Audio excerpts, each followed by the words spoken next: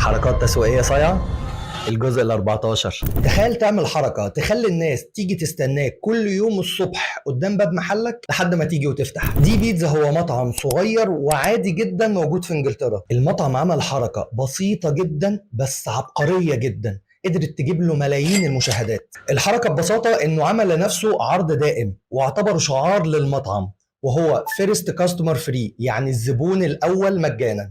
طب وهو كده كسب ايه؟ كسب انه كل يوم الصبح بيروح يلاقي تجمع من الشباب المراهقين منتظرينه قدام باب المحل، عشان اول واحد جه منهم هو اللي هياخد طلبه مجانا والباقي هيحاسب عادي جدا. بس العبقرية بقى انه ضرب عصفورين بحجر واحد، فضمن مبيعات في الساعات الاولى من اليوم، والاهم من كده انه ضمن محتوى يومي يجيب له ملايين المشاهدات من غير ما يتعب فيه. بالحركه البسيطه دي الاكونت بتاعه في وقت قليل جدا كسر حاجز النص مليون متابع، وفيديوهاته جابت ملايين المشاهدات. تفتكر تقدر تطبق الفكره دي في مشروعك ولا لا؟